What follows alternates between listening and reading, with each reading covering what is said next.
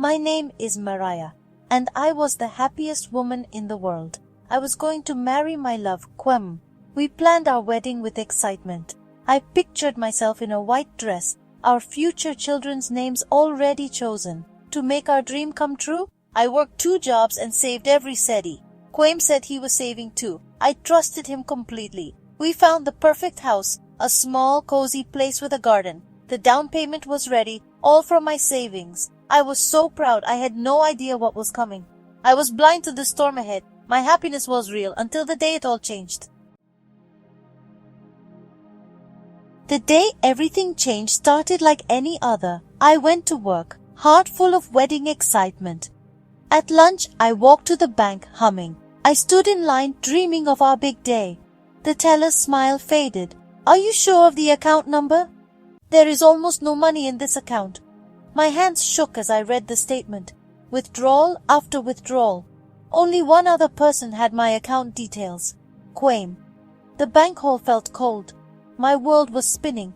I had trusted him with everything. Now I had nothing. My dreams had been stolen by the man I loved. My life would never be the same. I walked out of the bank like a ghost, the sun shining, but I felt nothing. The bank statement in my hand was proof. Wami had taken everything. The man I was to marry in 2 weeks was a thief. I went home, sat on my bed, surrounded by wedding invitations and my dress, now just a costume for heartbreak. I did not cry. The pain was too deep for tears. I tried to call him, straight to voicemail, again and again. He had blocked me. He had vanished. The man who promised me forever had disappeared, taking my heart and my money. That night, I did not sleep. I sat in the dark, numb. As the shock faded, a strange calm settled in. I remembered my hard work, my sacrifices, the woman who never gave up. I would not let this destroy me. I would not let him win. I would not cry for him. I would think. I would act. I realized I was stronger than I knew. My spirit was not broken. I would find a way forward. I would reclaim my life. I would not be a victim. I would be my own hero. The pain was real, but so was my strength. I would rise from this. I would not let betrayal define me. I would fight back, quietly but powerfully. I would take control of my story. I would not let him have the last word.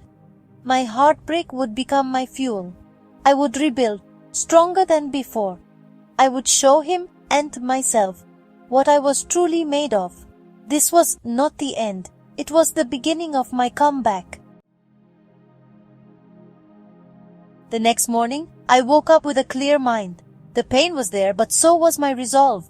I would not scream or cause drama. That was not my style. Wami thought I would break. He was wrong. My fight would be quiet, smart, and complete.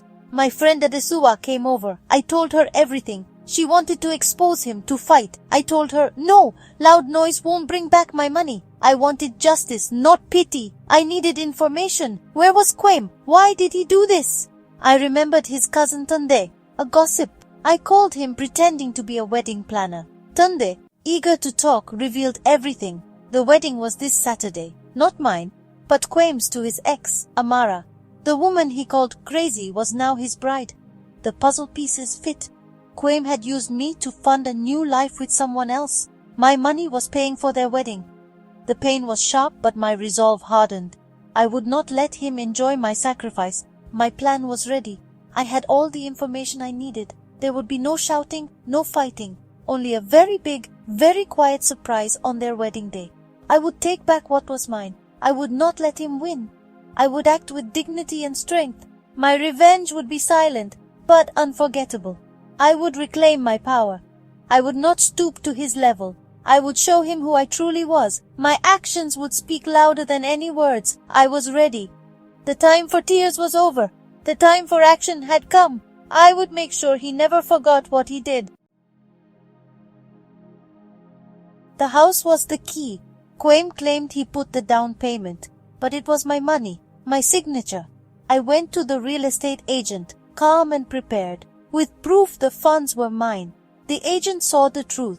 There was a clause about fraudulent funds. I withdrew my financial support. The lease was invalid. The house was mine to take over, or the deal was off. I chose to take it. On their wedding day, I stayed away from the church. While they said their vows, I went to the reception venue. I showed the manager proof the payments were from me and that the final payment was from stolen funds. I cancelled the event. The food was not served. The music did not play. My final step, the house. I went with a locksmith and new papers. The locks were changed. The house was legally mine. I walked through the empty rooms feeling a mix of sadness and triumph. This was supposed to be our home, but now it was my victory. I had taken back everything he tried to steal. I reclaimed my future. I turned heartbreak into action. I proved I was not powerless. I started my new life on my own terms. The house was no longer a symbol of loss. It was a symbol of my strength. I had won quietly and completely. My story was mine again. I was ready for a new beginning. Quim and Amara left their wedding feeling triumphant, unaware of what awaited them. At the reception hall, they found an empty room. The event was cancelled by the original financier, me. Guests were confused. Quim was embarrassed, powerless to fix it. He tried to reassure Amara. "Let's just go home, my love. Our beautiful new home is waiting." They arrived at the house. Quim's key didn't work. The door was locked. Panic set in. The back door was locked too. Through the window, they saw an empty house. Furniture gone. I had arranged for everything to be removed and stored. They were locked out, homeless on their wedding night. Their guests saw the disaster. The shame was unbearable. Amara realized she'd married a thief, a liar. Their forever began with a locked door and public disgrace. I wasn't there to see it, but I could imagine the scene, shouting, blaming, tears, not mine but theirs. My quiet plan had worked. I took back everything.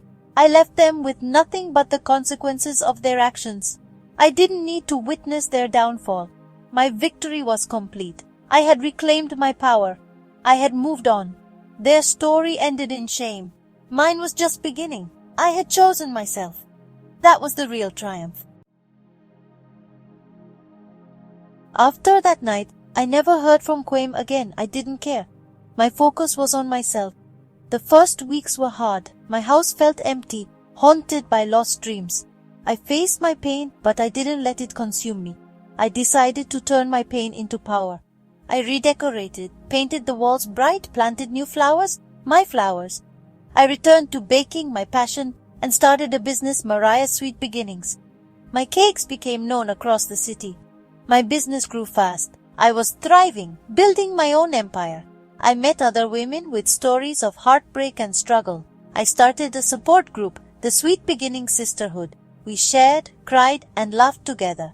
I taught them to reclaim their power quietly, to find strength within. Helping others helped me heal. I saw my strength reflected in their eyes. Quim's betrayal became a painful gift. He showed me how strong I really was. I built a life bigger and better than the one I'd planned with him. I was no longer just the woman who was betrayed.